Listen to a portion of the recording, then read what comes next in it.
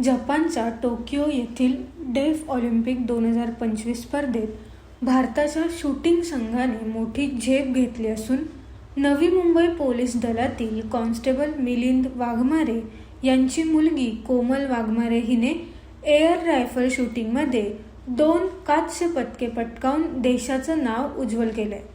कोमलने 1 पदक वैयक्तिक गटात तर दुसरे टीम इव्हेंटमध्ये जिंकत आंतरराष्ट्रीय पातळीवर आपली दमदार कामगिरी सिद्ध केली.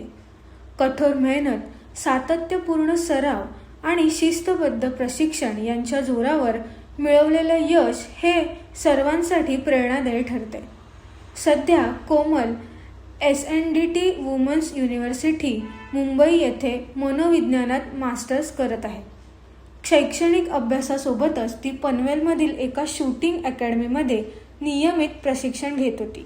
याच मेहनतीने तिला ऑलिम्पिक पातळीवर पोहोचवले.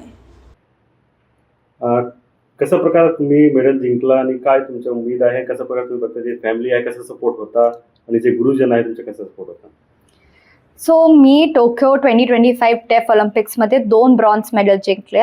मी महाराष्ट्रातून जुन्नर ह्या जागेतून येते, जिथे छत्रपती शिवाजी महाराजांचं जन्मभूमी आहे. मी तिथून आल्यामुळे मला एवढं जास्त कॉन्फिडन्स फील होतं की मला जे पण पाहिजे ते मी करू शकते. 100% जिथे पण मी विचार करणार की मला हे पाहिजे ते मी करूनच राहणार. आणि माझे कोचेस, माझे पेरेंट्स यांना मी एवढंच सांगेन की तुम्ही नेहमी माझ्यासोबत राहिले, नेहमी तुम्ही माझ्यावर विश्वास दाखवलाय, पुढेही असाच विश्वास राहू द्या.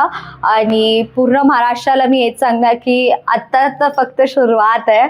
अजून खूप मेडल्स येणार, अजून खूप सारे महाराष्ट्रामधून ॲथलीट्स येणार जे इंटरनॅशनल्समध्ये जाऊन खूप मेडल जिंकणार आणि खूप मोठं नाव करणार. किती वर्षाचा संघर्ष आहे हा जो तुम्ही मेडल जिंकला? मी 2021 मध्ये स्टार्ट केलं होतं शूटिंग हे प्रोफेशनली करणं, आणि आता लास्ट मंथपर्यंत मी स्ट्रगल करत होते.